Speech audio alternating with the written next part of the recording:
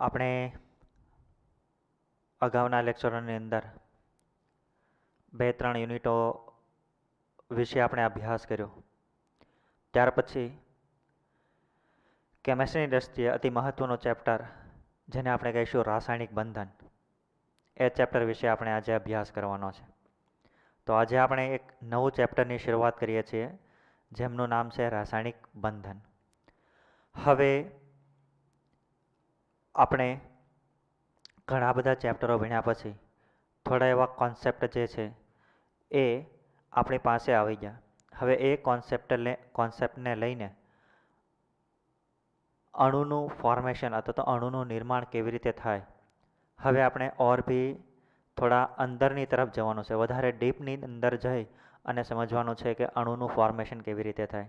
અત્યાર સુધી આપણે વાતો તો કરી કે કોઈ બે પરમાણુઓ હોય, બે અથવા તો બેથી વધારે પરમાણુઓ હોય, એ ભેગા મળી અને અણુનું નિર્માણ કરે એવી વાત આપણને ખબર છે, અથવા તો એટલો કોન્સેપ્ટ આપણે આગળ ક્યાંક ને ક્યાંક ભણીને આવી ગયા છીએ. પણ હવે એ અણુનું ફોર્મેશન અથવા તો નિર્માણ જે થાય છે એ કેવી રીતે થાય છે, અથવા તો જ્યારે એ બને છે તો એની અંદર કેટલી કેટલી વસ્તુઓ આપણને ખબર હોય તો એ કોન્સેપ્ટને આપણે સારી રીતે સમજી શકીએ એમનો આપણે સ્ટડી કરવાનો છે. તો આપણે જોઈએ રાસાયણિક બંધનની અંદર આપણે અલગ અલગ પ્રકારના બંધ જે બને જ્યારે મોલેક્યુલ બને ત્યારે એમના વિશે આપણે સ્ટડી કરવાનો છે. પણ એમની શરૂઆત કરતાં પહેલાં આપણે કેટલાક બેઝિક કોન્સેપ્ટ છે કે જે બંધને સમજવા માટે જરૂરી છે, નેસેસરી છે, એમને આપણે ભણી લઈએ. ત્યાર પછી આપણે એમનો સ્ટડી કરશું કે બંધ જે છે એ કઈ કઈ રીતે બને, અથવા તો કેટલા કેટલા અલગ અલગ પ્રકારના બંધ હોય, એમનું ફોર્મેશન કઈ રીતે થાય, એમનો સ્ટડી આપણે નેક્સ્ટ લેક્ચરની અંદર કરશું. પણ આપણે આ લેક્ચરની અંદર જે બેઝિક અમુક કોન્સેપ્ટ છે કે જે બંધનું ફોર્મેશન થાય તો એ દરમિયાન એમને સમજવા જરૂરી છે, એમના વિશે આજે આપણે સ્ટડી કરી લઈએ. તો આપણે શરૂઆત કરીએ રાસાયણિક બંધન. તો હવે સામાન્યતઃ આપણને એવો પ્રશ્ન થાય કે જ્યારે આપણે કોઈ પણ સાયન્સનો સબ્જેક્ટ ભણીએ અને સ્પેશિયલી કેમેસ્ટ્રીની અંદર જ્યારે આપણે અથવા તો રસાયણ વિજ્ઞાનની અંદર જ્યારે આપણે સાંભળીએ તો સૌ પ્રથમ આપણી સામે પ્રક્રિયા એવો આવે, અથવા તો પ્રક્રિયાઓ એવો શબ્દ જે છે એ ઘણી વખત આપણે ક્યાંક ને ક્યાંક સાંભળ્યો પણ હશે અને આપણા વ્યવહારુ લાઈફની અંદર, જીવનની અંદર ક્યાંક ને ક્યાંક આપણી સાથે એ ઉપયોગી પણ હશે, અથવા તો એમનો વારંવાર ઉપયોગ પણ કરતા હશું. તો જ્યારે પણ રાસાયણિક પ્રક્રિયાની વાત આવે તો એ દરમિયાન સૌ પ્રથમ આપણે કોને પકડીએ છીએ? પરમાણુને. કોની વાત કરીએ છીએ? પરમાણુની વાત કરીએ છીએ. હવે પરમાણુની સાથે સાથે જ્યારે આપણે પરમાણુને સમજીએ તો એની અંદર એમની ઘણી બધી વસ્તુઓ હોય જે આપણે ફર્સ્ટ જ્યારે આપણે એસિડ બેઝ અને સોલ્ટ ભણ્યા હતા, અથવા તો આપણે પિરિયોડિક ટેબલ ભણ્યા હતા, આવર્ત કોષ્ટકનું ચેપ્ટર ભણ્યા હતા, તો એ દરમિયાન આપણે વાતો કરી હતી કે પરમાણુની અંદર અતિ મહત્વની વસ્તુ એ છે કે સૌપ્રથમ આપણે એમનો પરમાણુ ક્રમાંક, સૌપ્રથમ એ તત્વનું નામ, ત્યાર પછી એમનો પરમાણુ ક્રમાંક, પરમાણુ ભાર, ઇલેક્ટ્રોન રચના અને એમની અંદર સંયોજકતા કક્ષાની અંદર રહેલા ઇલેક્ટ્રોન, એટલી વસ્તુનો આપણને સ્ટડી અથવા તો એટલી વસ્તુ જે છે એ આપણને સમજાયેલી હોવી જોઈએ, તો આપણે સારી રીતે રાસાયણિક પ્રક્રિયાને સમજી શકીએ. તો સૌપ્રથમ આપણે કઈ વસ્તુ યાદ હોવી જોઈએ અથવા તો આપણે સમજેલી હોવી જોઈએ તો આ ચેપ્ટરને સારી રીતે સમજી શકીએ. તો એની અંદર સૌપ્રથમ પરમાણુ અને ઉપપરમાણુય જે કણો છે, બરાબર, અથવા તો હું એવું કહું કે પરમાણુની અંદર ઇલેક્ટ્રોન, પ્રોટોન અને ન્યુટ્રોન હોય, એ કઈ જગ્યાએ હોય, એ કઈ રીતે ડિસ્કવર થયા અથવા તો કઈ રીતે એ પ્રૂવ થયા, ત્યાર પછી અલગ અલગ પરમાણુઓ હોય તો એની અંદર કેટલા ઇલેક્ટ્રોન્સ હોય, કેટલા પ્રોટોન્સ હોય, કેટલા ન્યુટ્રોન્સ હોય, એમની ગણતરી કરતાં પણ આપણને આવડવું પડે. તો આ બધી વસ્તુ જે છે એ બેઝિક વસ્તુ છે. તો એ વસ્તુ ખબર હોય તો આપણે આ ચેપ્ટરને સારી રીતે ન્યાય આપી શકીએ અથવા તો સમજી શકીએ. તો સૌપ્રથમ અતિ મહત્વની વસ્તુ એ છે કે પરમાણુની અંદર આપણે ઉપપરમાણુય કણોની સાથે સાથે આપણે એમને ઇલેક્ટ્રોન, પ્રોટોન, એમની ઇલેક્ટ્રોન રચના અને એમના સંયોજકતા કક્ષાની અંદર કેટલા ઇલેક્ટ્રોન હોય એ આપણને ખબર હોવી જોઈએ, રાઈટ. ત્યાર પછી આપણે બીજી વસ્તુ વાત કરીએ તો પરમાણુનું બંધારણ જે છે એ અતિ મહત્વનું છે. સપોઝ કોઈ પરમાણુ હોય તો એની અંદર ડિપેન્ડિંગ ઓન ઇલેક્ટ્રોન, પ્રોટોન અને ન્યુટ્રોન એમનું બંધારણ જે છે એ બનતું હોય. સપોઝ આપણે એવી વાત કરીએ કે હાઇડ્રોજન છે તો એની અંદર એક પ્રોટોન અને એક ઇલેક્ટ્રોન હોય, રાઈટ. તો એમનું કંઈક બંધારણ જે છે એ અલગ છે. ત્યાર પછી આપણે હિલિયમની વાત કરીએ, લિથિયમની વાત કરીએ, બેરિલિયમ, બોરોન, એમ કોઈ પણ પરમાણુ હોય તો સૌપ્રથમ એનું બંધારણ કેવું હોય. બંધારણનો મતલબ એવો થાય કે આપણે સૌપ્રથમ જ્યારે પરમાણુનું બંધારણ ચેપ્ટરની વાત કરીએ તો એમની અંદર આપણે કઈ રીતે પરમાણુ જે છે એની અંદર ઇલેક્ટ્રોન, પ્રોટોન અને ન્યુટ્રોન છે કઈ જગ્યાએ આવેલા હોય, કેવી રીતે હોય, કઈ કક્ષકની અંદર હોય, ક્યાં સ્પેશિયલી એમની પોઝિશન હોય, એમની ઉર્જા કેટલી હોય, આ બધી વાતોનો સ્ટડી આપણે આમનાથી અગાઉના લેક્ચરની અંદર કર્યો. તો એટલી વસ્તુ આપણે પરમાણુનું બંધારણ છે એમની અંદર થોડી ઘણી માહિતી આપણને હોવી જોઈએ. સપોઝ હું તમને એવું પૂછું કે કાર્બન છે તો કાર્બનની ઇલેક્ટ્રોન રચના શું થશે તો એ આપણને ખબર હોવી જોઈએ, અથવા તો એ કઈ રીતે બને એ આપણને ખબર હોવી જોઈએ, એમનો પરમાણુ ક્રમાંક ખબર હોવી જોઈએ, બરાબર. તો આ કોન્સેપ્ટ જે છે એને આપણે સારી રીતે સમજી શકીએ, રાઈટ. ત્યાર પછી રાસાયણિક પ્રક્રિયા છે શું એને પણ આપણે સારી રીતે સમજવી જરૂરી છે. સપોઝ આપણે વાત કરીએ રાસાયણિક પ્રક્રિયાની તો રાસાયણિક પ્રક્રિયાને આપણે શું કહીએ જનરલી કે રિએક્ટન્ટ છે અથવા તો પ્રક્રિયકો છે એમનું નિપજમાં રૂપાંતર પામે તો આપણે એમને કહીએ રાસાયણિક પ્રક્રિયા. પણ આપણે એવું પણ કહી શકીએ કે કોઈ કેમિકલ કમ્પાઉન્ડ હોય, કોઈ સંયોજનો હોય, એક સંયોજનોમાંથી બીજા સંયોજનોની અંદર રૂપાંતર થાય તો પણ એમને રાસાયણિક પ્રક્રિયા કહી શકીએ. મતલબ એક સંયોજનનું બીજા સંયોજનોની અંદર રૂપાંતર, જેને આપણે કહીશું રાસાયણિક પ્રક્રિયા. તો એટલા કોન્સેપ્ટ જે છે એ આપણને શરૂઆતની અંદર ક્લિયર હોય તો આપણે નેક્સ્ટ સ્ટેજની અંદર સારી રીતે આ ચેપ્ટરને સમજી શકીએ, બરાબર. હવે કેટલીક વસ્તુ આ સિવાયની પણ એવી છે કે જેનાથી આપણે પરિચિત હોવા જરૂરી છે. જો પરિચિત હોઈશું તો આ કોન્સેપ્ટ જે છે એ આપણને સારી રીતે અથવા તો મજબૂતીથી આપણે સમજમાં આવશે. તો એની અંદર સૌપ્રથમ મહત્વની વસ્તુ છે, જેમ મેં વાત કરી એમ કે ઇલેક્ટ્રોનની રચના અને બંધની રચના વચ્ચેનો સંબંધ સમજવાનો છે આપણે. હવે આમની અંદર સામાન્યતઃ આપણને એટલી ખબર છે કે કોઈ પરમાણુ હોય તો એની કોઈ ચોક્કસ ઇલેક્ટ્રોન રચના હોય. હવે ઇલેક્ટ્રોન રચના અને બંધ રચના વચ્ચેનો સંબંધ છે શું, બરાબર. ઇલેક્ટ્રોન રચના આપણને ખબર છે પણ બંધ રચના છે શું એમને આપણે આ ચેપ્ટરની અંદર સમજવાની કોશિશ કરવાની છે, અથવા તો આ બંને વચ્ચેનો સંબંધ છે શું એમને આપણે સમજવાની કોશિશ કરવાની છે. ત્યાર પછી લુઈસના બિંદુ નિરૂપણ સાથે એક આયનિક અને સહસંયોજક બંધ હોય તો એ રચનાના પ્રકારને આપણે સમજવાનો છે અને એમની અંદર આયનિક અને રાસાયણિક સંયોજનો છે એના ગુણધર્મોને સમજવાના છે. તો આ ચેપ્ટરની અંદર આપણે સેકન્ડ પાર્ટ સમજવાનો છે અતિ મહત્વનો, કે સહસંયોજક બંધ અને આયનિક બંધ જે છે એ કઈ રીતે બને છે અથવા તેના ગુણધર્મ કેવા કેવા હોય એમના વિશે આપણે આ ચેપ્ટરની અંદર સ્ટડી કરવાનો છે. ત્યાર પછી આયનિક અને કોવેલેન્ટ બોન્ડ પછી સહસંયોજક બંધ પછી આપણે કોઓર્ડિનેશન, સહસંયોજક અને ધાત્વીય બનાવટને આપણે એમના પ્રકાર પણ સમજવાના છે અને એમની અંદર એમના ગુણધર્મોની પણ ચર્ચા કરવાની છે, રાઈટ. આપણે કુલ ટોટલ આ ચેપ્ટરની અંદર 4 બંધને સમજવાના છે. એની અંદર નંબર 1 સહસંયોજક બંધ, ત્યાર પછી આયોનિક બંધ, ત્યાર પછી ધાત્વીય બંધ અને ત્યાર પછી કોઓર્ડિનેશન બંધ. તો આ 4 બંધ જે છે કઈ રીતે બને છે, બને તો એમના ગુણધર્મો કેવા હોય, એની અંદર કેટલી કેટલી વસ્તુનો આપણે સ્ટડી કરી શકીએ, એ બધી જ માહિતી વિશે આપણે ચર્ચા આ ચેપ્ટરની અંદર કરવાની છે. ત્યાર પછી સામાન્યતઃ આ બંધ સિવાય કેટલાક આંતર આણ્વીય બળો, હવે બંધ અને આંતર આણ્વીય બળો છે એમની વચ્ચેનો શું તફાવત છે એમનો પણ આપણે સ્ટડી કરશું. પણ સૌપ્રથમ આપણે એ સમજવાનું છે કે બંધ છે શું અને આંતર આણ્વીય બળો છે શું. અગર એમને સારી રીતે સમજી લઈએ તો આપણે એમને પણ સારી રીતે સમજી શકીએ. કારણ કે રાસાયણિક બંધ જે છે કુલ ટોટલ આપણે અલગ અલગ પ્રકારના જે 4 મેં તમને વાત કરી એ સિવાયના 2 છે, કુલ ટોટલ 6 જે છે એ બંધોની આપણે વાત કરવાની છે. પણ 4 જે છે ને બંધ કહેવામાં આવે છે, બાકીના 2 જે છે એને આંતર આણ્વીય બળો કહેવામાં આવે છે. તો આવું શું કામ છે, અથવા તો એવી કઈ વસ્તુ છે કે જે બંનેને અલગ કરે છે, રાઈટ. તો એમના વિશે આપણે આ ચેપ્ટરની અંદર સ્ટડી કરવાનો છે. તો એટલી વસ્તુ આપણે આ ચેપ્ટરની અંદર સ્ટડી કરવાની છે. આપણે શરૂઆત કરીએ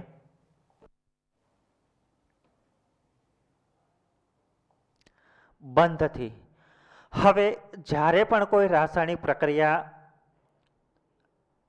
થાય અથવા તો રાસાયણિક પ્રક્રિયા જે છે એ થતી હોય તો એ દરમિયાન આપણે એમને બે દ્રષ્ટિએથી અલગ કરી શકીએ.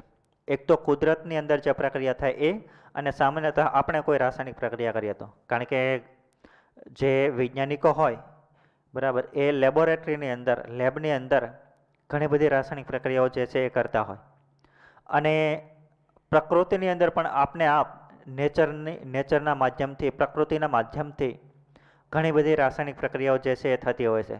સપોઝ આપણે ઉદાહરણ લઈએ તો સામાન્યતઃ પાણી જે છે એનું બાષ્પીભવન જે છે એ પણ એક રાસાયણિક પ્રક્રિયા છે, રાઈટ. અથવા તો આપણે એવું કહીએ કે ઘણા બધા વાયુઓ જે છે એ હવાની અંદર હાજર હોય, એ જ્યારે એના કોન્ટેક્ટમાં આપણે આવ્યા તો બીજી કોઈ વસ્તુ આવતો એની સાથે પણ કંઈક રાસાયણિક પ્રક્રિયા થાય. સપોઝ હું તમને એક સરસ એક્ઝામ્પલ આપું કે લોખંડ હોય, લોખંડને કાટ શું કામ લાગે? કારણ કે એક રાસાયણિક પ્રક્રિયા છે, બરાબર. એમનો પણ આપણે સ્ટડી કરીશું કે શું કામ એવું થાય છે. તો પ્રકૃતિની અંદર પણ ઘણી બધી રાસાયણિક પ્રક્રિયાઓ જે છે એ થતી હોય છે, અને મનુષ્ય પણ સિન્થેટિકલી લેબની અંદર પણ ઘણી બધી રાસાયણિક પ્રક્રિયાઓનો સ્ટડી કરતો હોય. તો રાસાયણિક પ્રક્રિયાનો મતલબ કે એ જે છે કોન્સ્ટન્ટ પ્રક્રિયાઓ છે. મતલબ કે એ નેચરની અંદર જ્યારે થાય છે ત્યારે પણ કંઈક અલગ રૂપ હોય, અથવા તો જ્યારે આપણે એમને લેબની અંદર કહીએ ત્યારે પણ અલગ રૂપથી આપણે એને જોવી પડે, રાઈટ. તો સૌપ્રથમ આપણે આ સમજવું જરૂરી છે કે ઘણી બધી રાસાયણિક પ્રક્રિયાઓ જે છે આપણી આસપાસ જે છે એ થતી હોય, રાઈટ. ત્યાર પછી હવે જ્યારે પણ રાસાયણિક પ્રક્રિયા થાય તો એ દરમિયાન એ પદાર્થ હોય, સપોઝ જે પદાર્થોમાંથી એક પદાર્થોમાંથી અથવા તો એક સંયોજનમાંથી જ્યારે બીજું સંયોજન બને તો એ દરમિયાન એમની આણ્વીય રચનાની અંદર ફેરફાર થાય. હવે આપણે એ તો ભણીને આવી ગયા કે જ્યારે એમની આણ્વીય રચનાની અંદર ફેરફાર થાય તો એમની અંદર જે પાર્ટિકલ હોય, કણ હોય, એ ખૂબ નાનો હોય. કેવો હોય? ખૂબ નાનો હોય. એને આપણે ઇવન આંખોથી પણ ન જોઈ શકીએ, અથવા તો કોઈ બીજા યંત્રથી પણ આપણે ન જોઈ શકીએ. હા, એમની સાઇઝ જોઈ શકીએ, બટ એક્ઝેક્ટલી એ કેવો છે એ આપણે કહી શકીએ નહીં. તો જ્યારે પણ રાસાયણિક પ્રક્રિયા થાય તો એ દરમિયાન કોઈ પણ કણ હોય અથવા તો દ્રવ્ય હોય તો એમની રચનાની અંદર ફેરફાર થાય. ઓબ્વિયસ વસ્તુ છે કે સપોઝ આપણે જ્યારે ઘરેથી સ્કૂલે આવ્યા છીએ, બરાબર, તો પણ આપણા બોડીની અંદર કંઈક ને કંઈક ફેરફાર થતો હોય. તો એનો મતલબ એવો કે બોડીને જ્યારે મોશન કરવામાં આવે અથવા તો ગતિ આપવામાં આવે અથવા તો કોઈ એના ઉપર બીજા કોઈ બાહ્ય પરિબળો આપવામાં આવે તો એ દરમિયાન એમની અંદર કંઈક ને કંઈક ફેરફાર થાય. તો એવું કંઈક રાસાયણિક પ્રક્રિયાની અંદર બનતું હોય કે જ્યારે પણ રાસાયણિક પ્રક્રિયા થાય તો એ દરમિયાન એમની રચનાની અંદર ફેરફાર થાય. ત્યાર પછી એ આપણને ખબર છે કે અણુ જે છે એ દ્રવ્યનો નાનામાં નાનો ઘટક છે અને તે સ્વતંત્ર અસ્તિત્વ ધરાવે છે, અને તે સંબંધિત તત્વ અથવા તો તેમની એમના સંયોજનોના ગુણધર્મ દર્શાવે છે. હવે એનો મતલબ શું થયો કે કોઈ તત્વ હોય, જેટલા પણ આપણે આવર્ત કોષ્ટકની અંદર તત્વોનો અભ્યાસ કર્યો અથવા તો આપણે જોયા, કુલ ટોટલ આપણે આવર્ત કોષ્ટકની અંદર 118 તત્વો જે છે એ રાખી શકીએ એવી વાત આપણે આવર્ત કોષ્ટકનું ચેપ્ટર જ્યારે ભણ્યા હતા ત્યારે એમની અંદર આપણે એમની વાતો કરી હતી. તો હરેક તત્વ છે એ હરેક તત્વનો ગુણધર્મ કેવો હોય? અલગ અલગ હોય. સપોઝ હાઇડ્રોજનનો ગુણધર્મ કંઈક અલગ હોય, કાર્બનનો ગુણધર્મ કંઈક અલગ હોય, એલ્યુમિનિયમ હોય તો એનો ગુણધર્મ કંઈક અલગ હોય, ક્લોરીન હોય તો એનો ગુણધર્મ કંઈક અલગ હોય, આયરન હોય તો પણ એનો ગુણધર્મ કંઈક અલગ હોય, ઝીંક હોય તો પણ એનો કંઈક ગુણધર્મ અલગ હોય. તો હરેક તત્વ છે એના ગુણધર્મ કેવા હોય? અલગ અલગ હોય છે. ત્યાર પછી એ તત્વમાંથી જ્યારે અણુ બને તો એમનો પણ ગુણધર્મ કંઈક અલગ હોય. આ તો બહુ મહત્વની વસ્તુ છે. તો એટલા માટે જે આપણે આજે કેટલી વસ્તુઓ જે પહેલાં આપણે ક્યારેય નહોતી જોઈ અને જે બને છે એની પાછળનું રીઝન એ છે કે જ્યારે પણ કોઈ પણ તત્વને આપણે રાસાયણિક પ્રક્રિયા કરીને એમાંથી જ્યારે આપણે અણુ બનાવીએ તો એમની કંઈક ને કંઈક ઉપયોગિતા છે, રાઈટ. તો એટલા માટે આપણે એ બધી વસ્તુની અંદર રાસાયણિક પ્રક્રિયા કરી અને અલગ અલગ વસ્તુઓ જે છે એ બનાવીએ છીએ, રાઈટ. તો આ પોઈન્ટની અંદર આપણે એટલું સમજી શકીએ કે ઈચ એલિમેન્ટ હોય તો એમના ગુણધર્મ કેવા હોય? ડિફરન્ટ હોય, રાઈટ. ત્યાર પછી હવે જ્યારે આપણે તત્વની વાત કરીએ તો આપણે પિરિયોડિક ટેબલની અંદર આવર્ત કોષ્ટકની અંદર આપણે વાત કરી હતી કે સામાન્યતઃ કેટલાક પરમાણુઓ જે છે કુદરતની અંદર મુક્ત સ્વરૂપે મળે છે અથવા તો મૂળ સ્વરૂપે મળે છે અને તે ખૂબ જ એવું કહેવાય કે સામાન્યતઃ એ મુક્ત સ્વરૂપે મળે છે અને તેને આપણે કહીએ છીએ પરમાણુ. સપોઝ હું તમને એક્ઝામ્પલ આપું. હવે જ્યારે આપણે વાત કરીએ કાર્બનની, તો કાર્બન જે છે કોલસા તરીકે આપણને મળે છે અથવા તો કોલસો જે છે એ કાર્બનનું એક રૂપ જ છે, તો એ પણ મુક્ત સ્વરૂપે મળે છે. ત્યાર પછી આપણે જે ઉમદા વાયુઓ છે એમની વાત કરીએ તો એ પણ આ પૃથ્વીની અંદર મળે છે. તો કુદરતમાંથી જે મળતા તત્વો છે એ મુક્ત સ્વરૂપે મળે છે, મતલબ કોઈ અણુ સ્વરૂપે હોતા નથી. હા, બીજા ઘણા અણુ સ્વરૂપે પણ મળે, બટ સામાન્યતઃ કુદરતમાંથી જે મળે એ પરમાણુની અંદર હોય છે અથવા તો પરમાણુ ફોર્મની અંદર હોય. હવે સામાન્યતઃ આમની સાથે સાથે કેટલાક પરમાણુઓ એવા પણ છે કે જે જ્યારે એમની રચનાની વાત કરવામાં આવે તો એમનું બંધારણ જે છે એ એક્ઝેક્ટલી બંધારણ કરતા તે જ્યારે પણ આપણે કોઈ પરમાણુની વાત કરીએ તો એમની બિહેવિયર અથવા તો વર્તણૂકની જ્યારે આપણે વાત કરીએ તો એ દરમિયાન એમની વર્તણૂક જે છે એ પરમાણુ જ તે અણુની વર્તણૂક હોય એવું બતાવે. તો એનો મતલબ શું થયો કે પરમાણુ અને અણુ આ બંને જે છે એમની વર્તણૂક કેવી હોય, કેટલાક સંયોજનની અંદર સમાન પણ હોય. તો એવા કેટલાક સંયોજનો પણ જોવા મળ્યા છે. ત્યાર પછી હવે જ્યારે એ પરમાણુમાંથી અણુ બને છે તો સૌ પ્રથમ એની વચ્ચે આકર્ષણ થાય. શું થાય? પરમાણુ વચ્ચે આકર્ષણ થાય અને આકર્ષણ જે છે એ કોઈ બળ દ્વારા થાય. કોના દ્વારા થાય? બળ દ્વારા. જેવી રીતે આપણે તમે ફિઝિક્સની અંદર ભણતા હો, બરાબર, કે જે આખું પ્લેનેટ છે, બરાબર, તો એ સૂર્ય જે છે એની ફરતે જે છે એ ભ્રમણ કરે છે. પ્લેનેટનો મતલબ અલગ અલગ ગ્રહો જે છે એ સૂર્યની ફરતે શું કરે છે?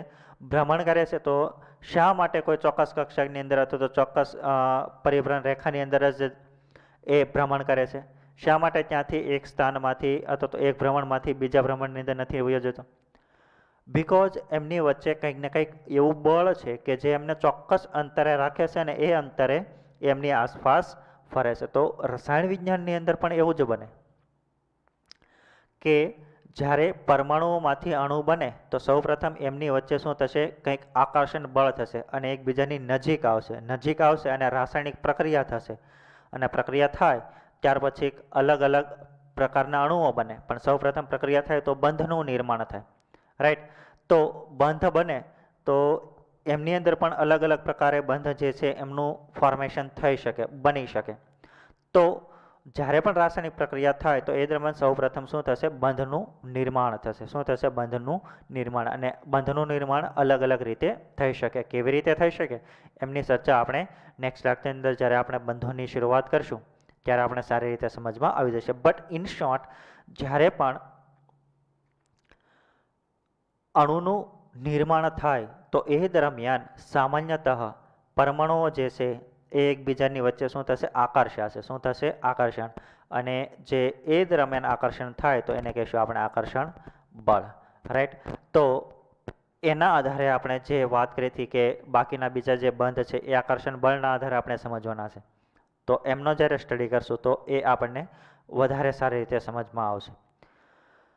સામાન્યતઃ હવે જ્યારે બે પરમાણુઓ જે છે એમની વચ્ચે આકર્ષણ થાય અથવા તો આકર્ષણ બળથી એકબીજા સાથે જોડાવાની કોશિશ કરે બંધથી, તો એ દરમિયાન એની ઉર્જાની અંદર ફેરફાર થાય. શું થાય? ઉર્જાની અંદર ફેરફાર થાય. સપોઝ હું તમને એક ઉદાહરણ આપું. કોઈ એક પરમાણુ હોય તો એની અંદર ચોક્કસ કક્ષાની અંદર ઇલેક્ટ્રોન શું કરતા હોય? પરિભ્રમણ કરતા હોય. હવે જ્યારે એક કક્ષામાંથી બીજી કક્ષાની અંદર જાય તો એ દરમિયાન એમની ઉર્જાની અંદર ફેરફાર થાય. સપોઝ હું એવું કહું કે ઓછી ઉર્જા ધરાવતી કક્ષકમાંથી ઇલેક્ટ્રોન જ્યારે વધારે ઉર્જા ધરાવતી કક્ષકની અંદર જાય તો એ દરમિયાન એની ઉર્જાની અંદર ફેરફાર થાય. શું થશે? એમની ઉર્જાની અંદર ફેરફાર થશે. અથવા તો એ વધારે ઉર્જા ધરાવતી કક્ષકમાંથી ઓછી ઉર્જા ધરાવતી કક્ષકની અંદર આવે તો એ દરમિયાન એમની ઉર્જાની અંદર ફેરફાર થાય. તો સૌપ્રથમ અતિ મહત્વનું એ છે કે જ્યારે પણ પરમાણુઓ એકબીજાની નજીક આવશે આંતર આકર્ષણ બળથી તો સૌપ્રથમ એની ઉર્જાની અંદર શું થશે? ફેરફાર થશે. શું થશે?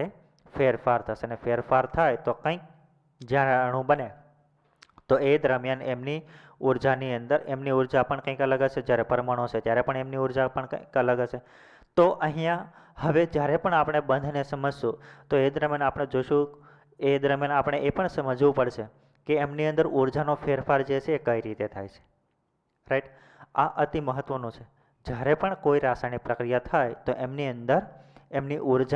અંદર ઉર્જા જે છે એ કઈ રીતે ફેરફાર થાય એમનો પણ આપણે સ્ટડી આ ચેપ્ટરની અંદર કરવાનો છે. રાઈટ? તો જ્યારે પણ આંતરાણુય આકર્ષણ બળથી એકબીજા પરમાણુઓ નજીક આવશે જોડાવાની અને બંધનું નિર્માણ થશે તો એ દરમિયાન એમની ઉર્જાની અંદર ફેરફાર થશે. તો જ્યારે અણુ બનશે ત્યારે એમની ઉર્જા કંઈક અલગ હશે, પરમાણુની અંદર હશે ત્યારે પણ કંઈક અલગ હશે. હવે કોની વધારે હોય કોની ઓછી હોય, કઈ રીતે ફેરફાર થાય એ જ્યારે આપણે બંધને સમજશું અથવા તો જેમ જેમ આપણે બંધને સમજતા જશું એમ એમ આપણી સમજમાં આવતું જશે. રાઈટ? હવે આપણે આગળ વધીએ.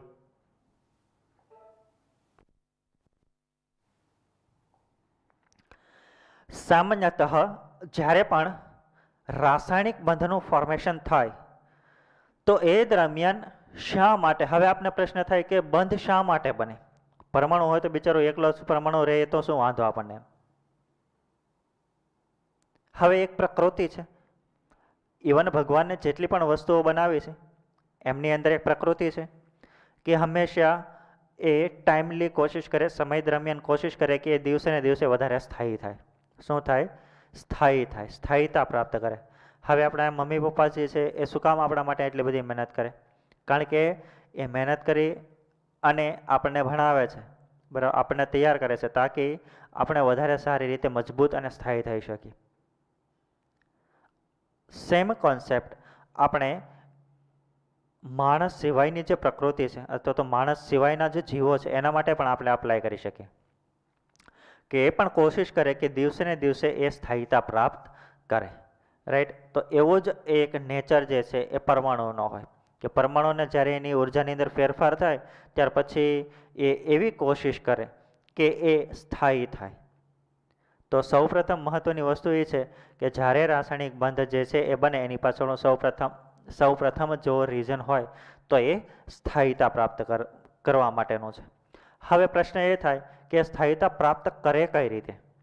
સ્થાયીતા પ્રાપ્ત કરે કઈ રીતે? એ અતિ મહત્વનું છે. હવે સ્થાયીતા પ્રાપ્ત કરવા માટે એમની પાસે અલગ અલગ ઓપ્શન છે. તો આપણે જોઈએ કઈ કઈ રીતે એ સ્થાયીતા પ્રાપ્ત કરી શકે. તો સૌપ્રથમ ઉમદા વાયુઓ જે છે એ પણ એક પરમાણુય છે. સપોઝ ઉમદા વાયુની આપણે વાત કરીએ તો એમની અંદર helium, neon, argon, krypton, xenon અને રેડોન. તો આ જે વાયુઓ છે જે ગ્રુપ નંબર અથવા તો સમૂહ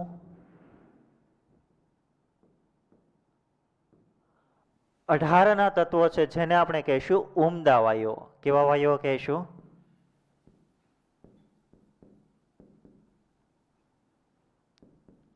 ઉમદા વાયુઓ. હવે આ ઉમદા જે છે એ તમે અહીંયા જોઈ શકો છો, હિલિયમ, ક્રિપ્ટોન, ઝેનોન અને રેડોન. આ બધા જ જે પરમાણુઓ છે અથવા તો વાયુઓ છે એ એક પરમાણુય છે. હવે આપણે એ સમજવું જરૂરી છે એક પરમાણુય અને દ્વિપરમાણુય અને ત્રિપરમાણુય એટલે શું? તો એક પરમાણુનો મતલબ કે એની સાથે એક જ પરમાણુ આવેલો હોય. સપોઝ એક જ, બધાની અંદર જોઈ શકો કે આ બધાની અંદર એક જ પરમાણુ છે. બટ સપોઝ હું વાત કરું હાઇડ્રોજનની તો એની અંદર કેટલા હાઇડ્રોજન પરમાણુઓ છે? 2 છે. સપોઝ હું વાત કરું ઓઝોનની તો આની અંદર કેટલા ઓક્સિજન પરમાણુ છે? 3. સપોઝ હું વાત કરું ફોસ્ફરસની તો આની અંદર કુલ ટોટલ કેટલા ફોસ્ફરસ પરમાણુ આવેલા છે? 4 આવેલા છે. તો જ્યારે પણ આપણે કોઈ અણુની વાત કરીએ તો એ દરમિયાન એ એક પરમાણુય પણ હોઈ શકે, દ્વિપરમાણુય પણ હોઈ શકે, ત્રિપરમાણુય પણ હોઈ શકે અને બહુપરમાણુય પણ હોઈ શકે. રાઈટ? હવે એક પરમાણુનો મતલબ માત્ર એક જ પરમાણુ આવેલો હોય તો આપણે એમને કહીશું એક પરમાણુય. રાઈટ? હવે એવું શા માટે છે અને શા માટે બંધનું નિર્માણ થાય આપણે એ સમજવું જરૂરી છે. બટ એટલા માટે સમજી લઈએ કે ઉમદા વાયુઓ છે એક પરમાણ્ય છે. એક પરમાણ્યનો મતલબ હવે તમને સમજમાં આવી ગયો છે. ત્યાર પછી તેઓ પોતાના પરમાણુઓ કે અન્ય પદાર્થોના પરમાણુ સાથે સંયોજતા નથી. જે ઉમદા વાયુઓ છે, ઉમદા વાયુઓ ગ્રુપ નંબર 18ના અથવા તો સમૂહ નંબર 18ના જે તત્વો છે એ એક પરમાણુની અંદર હોય છે. ત્યાર પછી એ અન્ય પરમાણુ સાથે સંયોજન બનાવતા નથી. હવે સંયોજન બનાવતા નથીનો મતલબ કે આ પરમાણુઓ જે છે એ એકબીજા સાથે રાસાયણિક પ્રક્રિયાઓ કરી અને વધારે એ સંયોજનો અથવા તો અણુઓ જે છે એ બનાવતા નથી. રાઈટ. તો હવે આવું શા માટે થાય છે કે એ પરમાણુઓ જે છે એ સંયોજાય અને અન્ય પરમાણુઓ સાથે નથી સંયોજાતા અને સંયોજનો નથી બનાવતા? તો એમની પાછળનું પણ કંઈક રીઝન છે, આપણે જોઈએ. તો જેવી રીતે મેં વાત કરી હતી એમ કે હરેક મનુષ્યની પ્રકૃતિ છે કે એ દિવસે ને દિવસે વધારે મહેનત કરે. શું કામ? કારણ કે એ વધારે મહેનત કરશે તો વધારે રૂપિયા કમાશે, બરાબર. તો એમની જે જીવન જરૂરિયાત વસ્તુઓ જે છે બરાબર એ પૂરી થશે અને પૂરી થશે તો એ સારી રીતે સમાજની અંદર રહી શકશે. તો સિમિલરલી પરમાણુઓ જે છે એમનું પણ કંઈક નેચર એવું હોય કે એ વધારે મહેનત કરી અને સ્થાયી થઈ શકે. બટ અહીંયા તો મહેનત કર્યા વગર જ એ સ્થાયી છે. એટલે કે જ્યારે પરમાણુય ફોર્મની અંદર હોય તો એ ફોર્મની અંદર જ એ વધારે સ્થાયી છે. તો આવું શું કામ છે એને આપણે સમજવાનું છે. ત્યાર પછી આ અન્ય વાયુઓની સાથે સંબંધિત સંયોજકતા કોષમાં 8 ઇલેક્ટ્રોન જે છે એ ધરાવે છે. અતિ મહત્વનું છે 8 ઇલેક્ટ્રોન. કોષમાં કેટલા ઇલેક્ટ્રોન ધરાવે છે? 8 ઇલેક્ટ્રોન ધરાવે છે. હવે સંયોજકતા કક્ષા કોષ છે શું એ હું અહીંયા તમને કહું છું. સપોઝ માનો કે હાઇડ્રોજન છે તો જ્યારે આપણે એમની ઇલેક્ટ્રોન રચના લખીએ તો એમની ઇલેક્ટ્રોન રચના જે થશે એ 1s1 થશે. તો એની અંદર સંયોજકતા કક્ષાની અંદર ઇલેક્ટ્રોન 1 થશે. રાઈટ. તો સંયોજકતા કક્ષા કોષની અંદર રહેલા ઇલેક્ટ્રોન જે છે કઈ રીતે કેલ્ક્યુલેશન કરવા એ જ્યારે આપણે ફર્સ્ટ ચેપ્ટર ભણ્યા હતા તો એમની અંદર મેં તમને કીધું હતું અત્યારે તમારે એમને યાદ રાખવાના છે. બરાબર. એ દરમિયાન મેં કીધું હતું કે આ વસ્તુ જે છે એ તમને વારંવાર કામ આવશે. તો અહીંયા હું ફરીથી નહીં કહું, જેમને પણ ભૂલાઈ ગયું હશે એ ત્યાં જઈને જોઈ જશે. બરાબર. તો હવે હું એવું કહું કે તમે એમની અંદર જુઓ તો જે ગ્રુપ નંબર 18ના સમૂહ છે અથવા તો ગ્રુપ 18મો જે સમૂહ છે તો એમની અંદર સંયુક્તા કક્ષાની અંદર બધાની અંદર 8 ઇલેક્ટ્રોન છે એક્સેપ્ટ હિલિયમ. હિલિયમની અંદર નથી. હિલિયમ સિવાયના જે બીજા પરમાણુઓ છે ઉમદા વાયુઓ છે એની અંદર કુલ ટોટલ કેટલા પરમાણુઓ કેટલા ઇલેક્ટ્રોન છે? 8 છે. સંયુક્તા કક્ષાની અંદર કેટલા છે? 8. હવે જ્યારે પણ અહીંયા આપણે વાત કરી હતી કે અગર જે પણ પરમાણુઓ છે જે ઉમદા વાયુઓ છે એની અંદર સંયુક્તા કક્ષાની અંદર 8 ઇલેક્ટ્રોન હોય તો એવું કહેવાય કે 8 ઇલેક્ટ્રોન રચના જે હોય અથવા તો કોઈ પરમાણુ છે એના સંયુક્તા કક્ષાની અંદર 8 ઇલેક્ટ્રોન થાય તો આપણે એને એવું કહીશું કે એમનું અષ્ટક રચના કહે છે. શું કહીશું? એમની અષ્ટક પૂર્ણ કરે તો એ રચનાને શું કહીશું? અષ્ટક રચના. હવે અષ્ટક રચના કોની છે? માત્ર 18મા સમૂહની છે. તો હવે બધા કોના જેવું બનવાની કોશિશ કરશે? 18મા સમૂહ જેવા પરમાણુ જેવી ઇલેક્ટ્રોન રચના પ્રાપ્ત કરવાનું વલણ જે છે એ ધરાવશે. જેવી રીતે આપણે વાત કરીએ કે હરેક મનુષ્યનું સપનું હોય કે હું મુકેશ અંબાણી જેટલો રૂપિયાવાળો બની જાઉં. તો સિમિલરલી શું કામ? કે એટલા રૂપિયા મેળવશે તો એને એવું લાગે છે કે એ વધારે સ્થાયી થશે. સિમિલરલી જ્યારે આપણે બંધ બનવાના કારણોની અંદર વાત કરીએ તો એમની અંદર પણ કંઈક એવું છે કે બધાનું વલણ જે છે બધા તત્વો જ્યારે સંયોજાય તો એ દરમિયાન એમનું એક વલણ એવું હોય કે એ હંમેશા એમના સંયોજકતા કક્ષાની અંદર 8 ઇલેક્ટ્રોન આવી જાય અને 8 ઇલેક્ટ્રોન આવી જાય તો એમનું અષ્ટક પૂર્ણ થઈ જાય. હવે અષ્ટક કઈ રીતે ગણવું, અષ્ટક કોને કહીશું, બરાબર, એ કઈ રીતે જોવું એમનો સ્ટડી કરશું. પણ અત્યારે આપણે એટલી ખબર હોવી જોઈએ કે અષ્ટક જે છે એ પૂર્ણ કરવાની કોશિશ બધા પરમાણુઓ કરશે. પણ પૂર્ણ કોની છે? 18મો જે સમૂહ છે એની અંદર હિલિયમ સિવાયના જે બાકીના બીજા પરમાણુઓ છે એ બધાની અંદર એમના સંયુક્ત કક્ષાની અંદર કેટલા ઇલેક્ટ્રોન છે? 8 ઇલેક્ટ્રોન છે. કેટલા છે? 8 ઇલેક્ટ્રોન. અને બધા એવી કોશિશ કરશે જ્યારે રાસાયણિક પ્રક્રિયા થાય એ દરમિયાન કે એમનું અષ્ટક પૂર્ણ થાય અથવા તો એમના સંયોજકતા કક્ષા કોષની અંદર 8 ઇલેક્ટ્રોન જે છે એ આવી જાય. કઈ રીતે આવે એમની આપણે ચર્ચા કરશું. તો એટલા માટે પરમાણુઓ જે છે એમાંથી સંયોજન બને છે.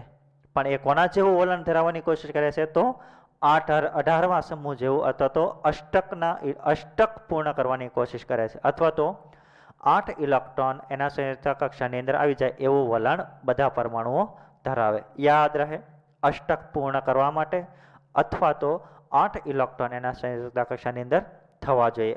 આ વસ્તુ આપણે જ્યારે કાલે અથવા તો નેક્સ્ટ લેક્ચરની અંદર જ્યારે આપણે બંધનની વાત કરશું તો એ દરમિયાન આપણે આ કોન્સેપ્ટ જે છે એને ફરીથી પાછો વપરાશની અંદર લઈશું. ત્યાર પછી હિલિયમ માત્ર 2 ઇલેક્ટ્રોન ધરાવે છે. એ જ રીતે મુખ્ય એક ઉર્જા સ્તર ધરાવે છે જેને ડ્યુપ્લેટ તરીકે પણ ઓળખવામાં આવે છે. એમની અહીંયા જરૂર નથી. શા માટે એને ડ્યુપ્લેટ કહીશું?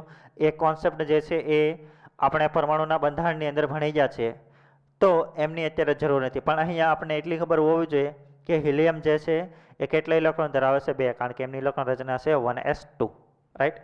આફ્ટર ધેટ નોબલ વાયુ સિવાયના બધા જ પરમાણુઓ તેની સંયોજકતા કક્ષામાં 1 થી 7 ઇલેક્ટ્રોન ધરાવે. સાચી વાત. સામાન્યતઃ આપણે જોઈએ કે ગ્રુપ નંબર 18 જે છે એની અંદર સંયોજકતા કક્ષાની અંદર 8 ઇલેક્ટ્રોન હોય એવી આપણે વાત કરી. બટ એ સિવાયના જે બીજા છે એની અંદર 1 થી 7 સંયોજકતા કક્ષાની અંદર ઇલેક્ટ્રોન હોય, અને બધા એવી કોશિશ કરે કે કેટલા ઇલેક્ટ્રોન થઈ જાય? એમના સંયોજકતા કક્ષાની અંદર 8 ઇલેક્ટ્રોન થઈ જાય એવું વલણ ધરાવે છે. ઓકે. ત્યાર પછી હવે અહીંયા એક વર્ડ યુઝ કર્યો છે નોબલ વાયુ, રાઈટ. નોબલ વાયુ જે છે એ ઇંગ્લિશ શબ્દ છે. નોબલનો મતલબ થશે ઉમદા. શું થશે? ઉમદા. તો ઉમદા વાયુ સિવાયના બધા જ તત્વોના પરમાણુઓ તેની સંયોજકતા કોષની અંદર 1 થી 7 ઇલેક્ટ્રોન ધરાવે છે. એ આપણે વાત કરી. ત્યાર પછી નોબલ વાયુઓનું અષ્ટક અને હિલિયમની ઇલેક્ટ્રોન રચનાની જોડ વધુ સ્થાયી છે. તેથી અન્ય પરમાણુઓ આવી સમાન ઇલેક્ટ્રોન રચના પ્રાપ્ત કરવાની મહેચ્છા રાખે છે અને સ્થાયી પરમાણુ બનવાનો પ્રયત્ન કરે છે. એઝ આઈ ઓલરેડી ડિસ્કસ કે બધા જ જે બીજા પરમાણુઓ છે એમનું વલણ કેવું હોય કે એ ઉમદા વાયુ જેવું બંધારણ પ્રાપ્ત કરે. બંધારણ પ્રાપ્ત કરે એનો મતલબ શું થાય? કે એમના સંયોજકતા કોષની અંદર 8 ઇલેક્ટ્રોન આવી જાય એવું વલણ બધા પરમાણુઓ ધરાવે. હવે કઈ રીતે એ 8 ઇલેક્ટ્રોન બને એમની ચર્ચા આપણે જ્યારે બંધ સમજશું તો આપણે સારી રીતે ધીમે ધીમે સમજમાં આવતી જશે. પણ આપણે એટલું અત્યારે ખબર હોવી જોઈએ કે બંધ બને છે તો એ દરમિયાન સૌ પ્રથમ બધા પરમાણુઓ એવી કોશિશ કરે કે એમનું બંધારણ જે છે એ કોના જેવું થઈ જાય? ઉમદા વાયુઓ જેવું થઈ જાય, રાઈટ.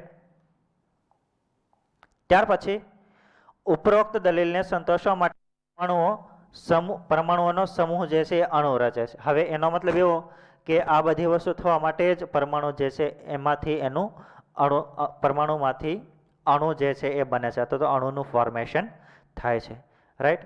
ત્યાર પછી તેના ઇલેક્ટ્રોન પુનઃ પામીને બંધ રચના કરે તેવું કહી શકે. સાચી વાત કે જ્યારે ઇલેક્ટ્રોન જે છે એ એક અણુમાંથી બીજા અણુમાં ટ્રાન્સફર થાય, અથવા તો જ્યારે બંધનું નિર્માણ થાય તો એની અંદર એમની ઇલેક્ટ્રોન રચના જે છે એ ફરીથી બનતી હોય છે, અથવા તો શું થાય કે એમની નવી ઇલેક્ટ્રોન રચના પ્રાપ્ત થાય.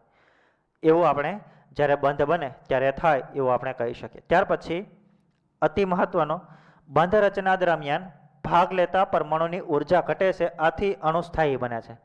અતિ મહત્વનો પોઈન્ટ છે કે જ્યારે પણ પરમાણુમાંથી અણુ બને છે તો એ દરમિયાન એની ઉર્જાની અંદર શું થાય? ઘટાડો થાય. હવે આપણે એ સમજવું જરૂરી છે. જ્યારે પણ બંધ બનશે તો એ મેં વાત કરી એમ કે એ સ્થાયીતા પ્રાપ્ત કરશે. શું પ્રાપ્ત કરશે? સ્થાયીતા પ્રાપ્ત કરશે. હવે સ્થાયીતા ક્યારે પ્રાપ્ત કરે? એ દરમિયાન આપણે એ સમજી લઈએ કે સ્થાયીતા પ્રાપ્ત કરવી હોય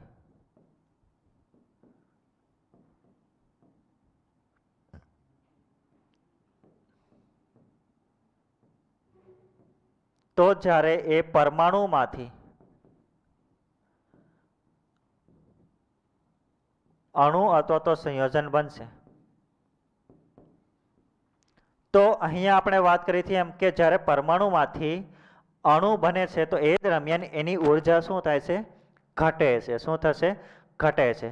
હવે ઘટશે તો એનો મતલબ એવો કે ઉર્જાની અંદર ઘટાડો થાય તો એમની સ્થાયીતાની અંદર શું થાય છે?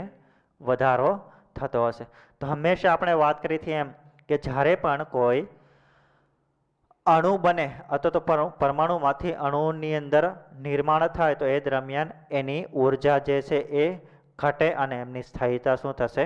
વધશે. એટલા માટે પરમાણુમાંથી શું બને છે? અણુનું ફોર્મેશન થાય. આ એક વસ્તુ. બીજી વસ્તુ, જ્યારે થાય છે તો એ ઉમદા વાયુઓ જેવી ઇલેક્ટ્રોન રચના પ્રાપ્ત કરવાની કોશિશ કરે. ઉમદા વાયુનો મતલબ શું થાય? કે એમનું અષ્ટક પૂર્ણ કરવાની કોશિશ કરે. અહીંયા આપણે એક સરસ મજાના ઉદાહરણ દ્વારા સમજવાની કોશિશ કરીએ. હવે સપોઝ જ્યારે આપણે કોઈ પરમાણુ છે એમનું નિર્માણ થાય, બરાબર, તો એની અંદર સપોઝ માનો કે અહીંયા આપણે 2 હાઇડ્રોજન લઈ લઈએ. શું લઈ લઈએ? H2, મતલબ 2 હાઇડ્રોજન. તો માનો કે એની ઉર્જા કંઈક એટલી છે. આ એમની ઉર્જા બતાવે છે, પોટેન્શિયલ એનર્જીનો મતલબ ઉર્જા બતાવે છે. ત્યાર પછી ધીમે ધીમે ધીમે ધીમે ધીમે એ હાઇડ્રોજન પરમાણુમાંથી, અત્યારે માનો કે આ પરમાણુની અંદર છે, તો એ પરમાણુઓમાંથી જ્યારે અણુ બની જશે, H2 બની જશે, તો એની ઉર્જા તમે જોઈ શકો છો કેટલી છે, રાઈટ. અથવા તો હું એવું કહું કે માનો કે કોઈ આપણે ઉર્જા લઈ લઈએ તો આપણે 0 ડિગ્રી રાખીએ, મતલબ એમની ઉર્જા 0 કન્સિડર કરીએ, તો જ્યારે એ પરમાણુમાંથી અણુ બને અથવા તો H2 બને તો એ દરમિયાન તમે જોઈ શકો છો કે અહીંયા ઉર્જાની અંદર શું થાય છે? ઘટાડો થાય છે. શું થાય છે? ઉર્જાની અંદર ઘટાડો થાય. હવે ઉર્જા વધે તો એનો મતલબ એવો કે સ્થાયીતાની અંદર શું થશે? વધારો થશે. શું થશે? વધારો થશે. એટલા માટે રાસાયણિક બંધ જે છે એ બને છે, બરાબર. તો એ આપણે આ કોઈ એક રાસાયણિક પ્રક્રિયા છે અને એમની અંદર ઉર્જાનો ફેરફારનો ગ્રાફ જે છે એ અહીંયા આપણે બતાવ્યો છે. હવે પ્રશ્ન એ થાય કે બંધનું નિર્માણ થાય કઈ રીતે, અથવા તો બંધ થવા પાછળ જે છે આપણે કારણોનો આપણે સ્ટડી કર્યો. પણ અહીંયા સામાન્યતઃ આપણે અત્યારે એ સમજવાનું જરૂરી છે કે એકબીજા વચ્ચે શું કામ આકર્ષણ થાય. હવે આપણે એટલી ખબર છે કે પોઝિટિવ અને નેગેટિવ હોય તો એમની વચ્ચે શું થાય? આકર્ષણ થાય. શું થાય? એમની વચ્ચે એટ્રેક્શન થાય. પોઝિટિવ પોઝિટિવ કે નેગેટિવ નેગેટિવ વચ્ચે શું થાય? આપણે ભણીને આવી ગયા છીએ સારી રીતે. હાલો, ધન અને ઋણ વચ્ચે આકર્ષણ થશે. ધન ધન કે ઋણ ઋણ વચ્ચે શું થશે? અપાકર્ષણ થશે. તો માનો કે આપણે કોઈ એક પરમાણુ એ લઈ લઈએ અને આ પરમાણુ બી છે. હવે કોઈ એક પરમાણુ છે તો એની અંદર એક કેન્દ્ર હશે, એ આપણે સારી રીતે ભણીને આવી ગયા છે.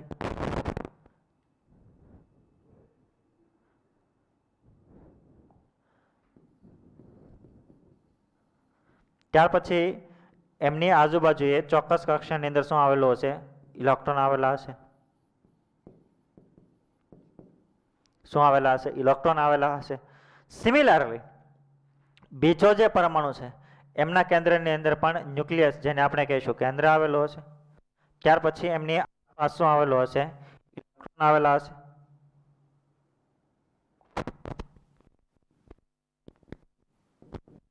હવે તમે વિચારો, ઇલેક્ટ્રોન જે છે એમનો ચાર્જ કેવો છે? ઇલેક્ટ્રોનનો ચાર્જ કેવો છે? નેગેટિવ ચાર્જ છે. અને ન્યુક્લિયસ છે એમનો ચાર્જ કેવો છે? પોઝિટિવ છે. તો એટલા માટે કોઈ એક પરમાણુ હોય, મતલબ પરમાણુ એક, એમનો કેન્દ્રનો જે ચાર્જ હોય, વીજભાર હોય, એ કેવો હોય? ધન વીજભાર હોય. તો અહીંયા જે બીજો પરમાણુ છે એમની અંદર ઇલેક્ટ્રોન છે અને એમનો ચાર્જ કેવો છે? ઋણ હોય. તો એ બંને વચ્ચે શું થશે? આકર્ષણ થશે. શું થશે? આકર્ષણ. હવે એનો મતલબ એવો થયો કે એક જે છે એમનો કેન્દ્રનો ધન વીજભાર અને બીજા જે પરમાણુ છે એમનો ઇલેક્ટ્રોન, એ બંને વચ્ચે શું થતું હશે? આકર્ષણ થતું હશે. તો તમે અહીંયા જોઈ શકો છો, માનો કે આપણે આમનો ઇલેક્ટ્રોન લઈએ અને આમનું આપણે સેન્ટર લઈએ, પોઝિટિવ ચાર્જ લઈએ, તો તમે અહીંયા જોઈ શકો છો કે બંને વચ્ચે શું થાય છે? આકર્ષણ થાય. શું થાય? આકર્ષણ થાય છે. પણ બંનેના ઇલેક્ટ્રોન, મતલબ આનો પણ ઇલેક્ટ્રોન અને આનો ઇલેક્ટ્રોન, તો એ બંને વચ્ચે શું થાય છે? અપાકર્ષણ થાય. અથવા તો આનો કેન્દ્ર અને આનું કેન્દ્ર, અથવા તો આનો પોઝિટિવ ચાર્જ અને આનો પણ પોઝિટિવ ચાર્જ, તો એ બંને વચ્ચે પણ શું થાય છે? અપાકર્ષણ. શું થાય છે?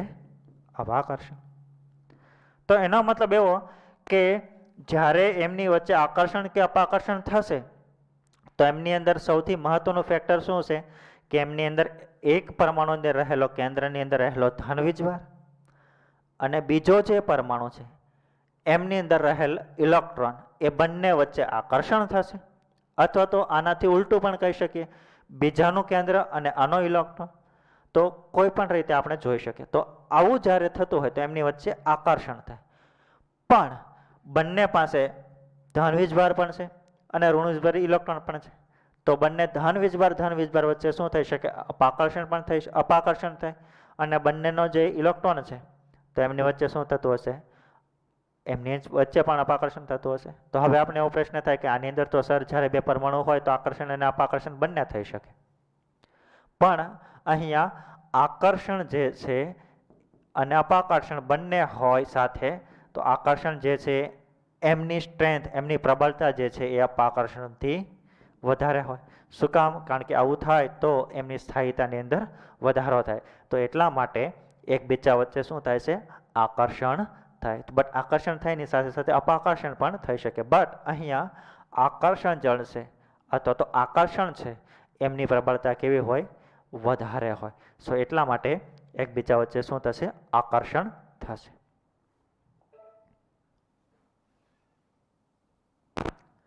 ત્યાર પછી આપણે થોડી બંધની રૂપરેખા આપણે બાંધી લઈએ. તો આપણે જ્યારે હવે નેક્સ્ટ લેક્ચરની અંદર મળશું તો આપણે બંધની શરૂઆત કરવાની છે. હવે એમની અંદર આપણે સૌપ્રથમ એ સમજવું જરૂરી છે કે કુલ ટોટલ આપણે 6 પ્રકારના બંધોની વાત કરવાની છે. પણ એની અંદર મૂળતઃ સામાન્યતઃ જે 4 પ્રાથમિક બંધો છે એમની અંદર આપણે સૌપ્રથમ વાત કરવાની છે આયોનિક બંધ, અને બીજો છે કોવેલેન્ટ બંધ અથવા તો સહસંયોજક બંધ. આયોનિક બંધ અને આયનીય બંધ કહેશું.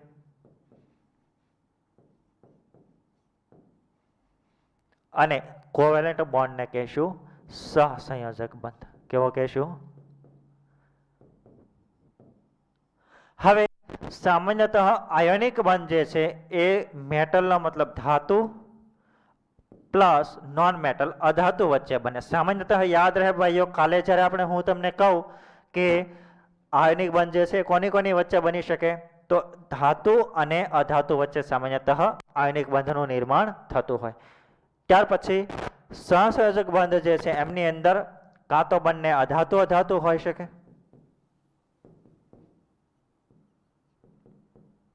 અથવા તો અર્ધધાતુ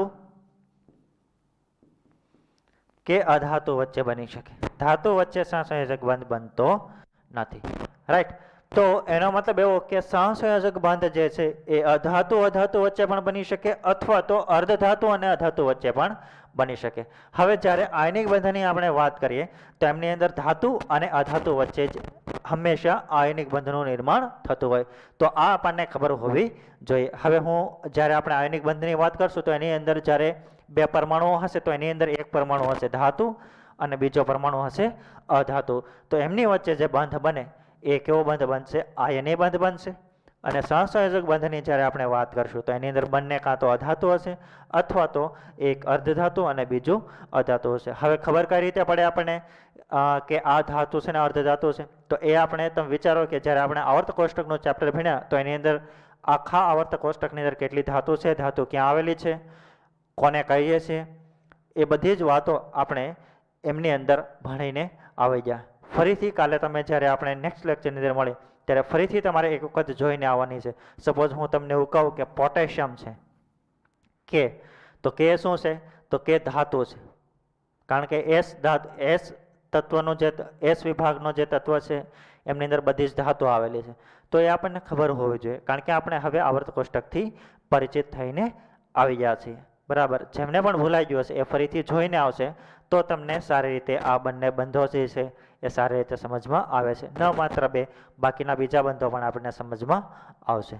બરાબર. તો આ એની રૂપરેખા હતી કે કયા બે પરમાણુઓ વચ્ચે કયો પ્રકારનો બંધ બને એ આપણને ખબર હોવી જોઈએ.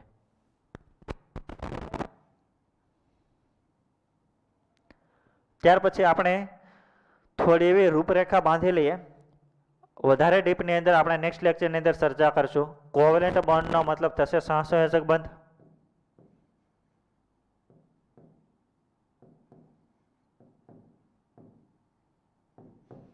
સહસંયોજક બંધ જે છે એ ઇલેક્ટ્રોનની ભાગીદારીથી બને. કોનાથી બને? ઇલેક્ટ્રોનની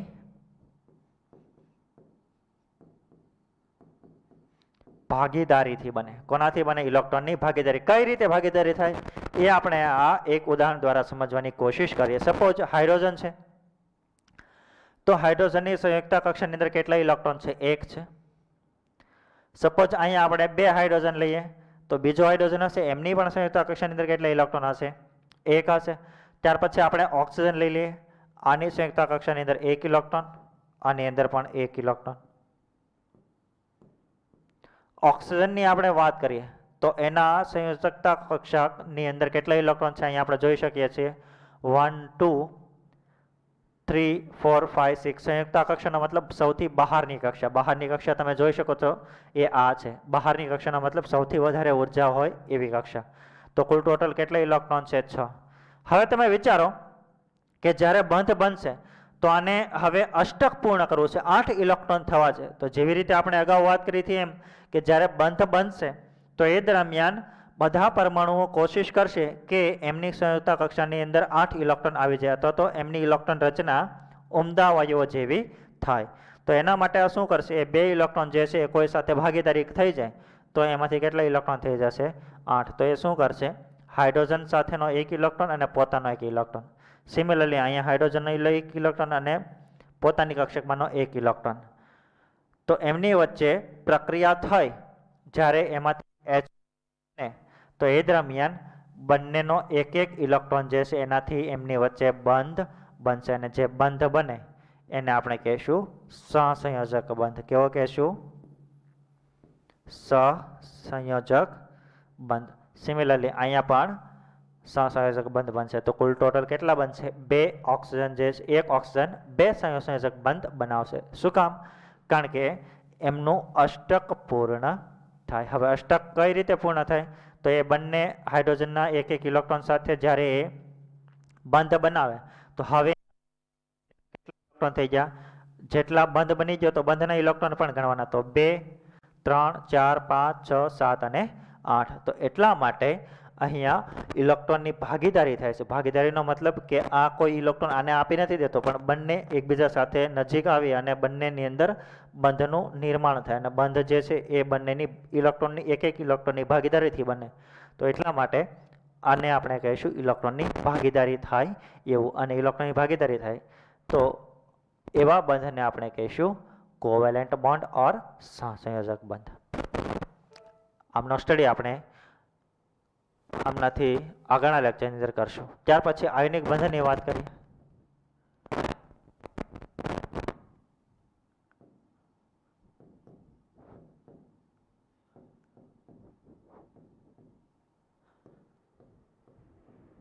હવે જ્યારે આપણે આયનિક બંધની વાત કરીએ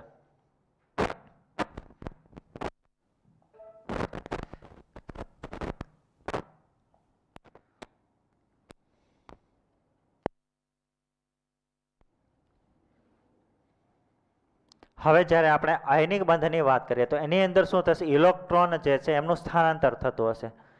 ઇલેક્ટ્રોનનું સ્થાનાંતર, રાઈટ. સહસંયોજક બંધની અંદર શું થતું હશે? ઇલેક્ટ્રોનની ભાગીદારી થતી હશે. આયનિક બંધની અંદર શું થતું હશે? ઇલેક્ટ્રોનનું સ્થાનાંતર. હવે સ્થાનાંતર ક્યાંથી ક્યાં થશે એ પણ આપણે લખી લઈએ. હંમેશા ઇલેક્ટ્રોનનું સ્થાનાંતર જે છે ધાતુથી કોના તરફ થતું હશે? અધાતુ તરફ. અહીંયા આપણે આ ઉદાહરણ દ્વારા સમજવાની કોશિશ કરી. અહીંયા સોડિયમ છે તો એ ધાતુ છે, અહીંયા Cl ક્લોરીન છે તો એ અધાતુ છે. હવે અહીંયા તમે એમની ઇલેક્ટ્રોન રચના જોઈ શકો તો એની અંદર બાહ્યતમ કક્ષાની અંદર સંયુક્ત કક્ષાની અંદર કેટલા ઇલેક્ટ્રોન છે? સોડિયમ પાસે 1. આમની પાસે બાહ્યતમ કક્ષાની અંદર કેટલા ઇલેક્ટ્રોન છે? 7. હવે તમે વિચાર કરો કે આને હાઇડ્રોજન જે છે અથવા તો સોડિયમ જે છે એમની અંદર હવે એ 1 ઇલેક્ટ્રોન આ બીજા પરમાણુ અથવા તો અધાતુને આપી દે. માનો કે આને આપી દે તો એના હવે ઇલેક્ટ્રોન કેટલા થઈ જશે? 8 થઈ જશે. અને આના ઇલેક્ટ્રોન કેટલા થઈ જશે? 1 આપી દે તો હવે થઈ જશે 2 8. મતલબ એની બાહ્યતમ કક્ષામાં કેટલા ઇલેક્ટ્રોન થઈ જશે? 8 થઈ જશે. હવે જ્યારે આપે તો એ કઈ રીતે વલણ ધરાવે એ આપણે સમજી લઈએ. હવે આપણે એટલી ખબર છે કે કોઈ મુક્ત સ્વરૂપે હોય ને એક ઇલેક્ટ્રોન આપે તો એમાંથી બને +1 અને એક ઇલેક્ટ્રોન રિલીઝ થશે. ત્યાર પછી ક્લોરીન હોય તો એ એક ઇલેક્ટ્રોન મેળવે તો એમાંથી બનશે Cl- અને એવી રીતે Na+ અને Cl- એમાંથી બનશે Cl અને આની વચ્ચે જે બંધ બને એને આપણે કહીશું કેવો કહીશું આયનિક બંધ. પણ અહીંયા સોડિયમ જ્યારે Na+ બને તો હવે એના બાહ્યતમ કક્ષાની અંદર કેટલા ઇલેક્ટ્રોન થઈ ગયા 8 અને આના પણ બાહ્યતમ કક્ષાની અંદર કેટલા ઇલેક્ટ્રોન થઈ ગયા 8 અથવા તો બંનેનું અષ્ટક જે છે એ પૂર્ણ થાય. તો તમે અહીંયા જોઈ શકો છો એક ઇલેક્ટ્રોન જે છે એ આમને આપી અને એમાંથી બનશે Na+ અથવા તો એની બાહ્યતમ કક્ષાની અંદર કેટલા ઇલેક્ટ્રોન થઈ જશે 8. અહીંયા પણ જ્યારે એક ઇલેક્ટ્રોન આને કમ્પ્લીટલી આપી દીધો તો એના પર કેવો ચાર્જ આવશે નેગેટિવ. જે આપે એના પર પોઝિટિવ, જે મેળવે એના પર નેગેટિવ. હવે આની ઇલેક્ટ્રોન થઈ જશે 288. શું કામ? કારણ કે 287 હતી ને એક ઇલેક્ટ્રોન મેળવે તો એ બની જશે 288, રાઈટ. અને અહીંયા 281 હતી, એક ઇલેક્ટ્રોન આપે તો બની જશે 28 થઈ જશે. સો એટલા માટે અહીંયા આયનિક બંધ બને છે. તો આવું જ્યારે થતું હોય તો એવું કહીએ કે આની વચ્ચેનો જે બંધ છે એ કેવો છે આયનિક બંધ, રાઈટ. તો આ તો માત્ર બેઝિક એક વાત હતી. ત્યાર પછી જ્યારે આપણે નેક્સ્ટ લેક્ચરની અંદર મળશું તો આપણે આ બંને બંધની સારી રીતે ચર્ચા કરશું. પણ બંધને સમજતા પહેલાં તમારે 1 થી 30 તત્વોના નામ, એમની ઇલેક્ટ્રોન રચના, એમની સંયુક્ત કક્ષાના ઇલેક્ટ્રોન જે છે સારી રીતે સમજીને આવવાના છે. તો અને તો જ આ સારી રીતે સમજમાં આવશે. ઓકે, ધન્યવાદ.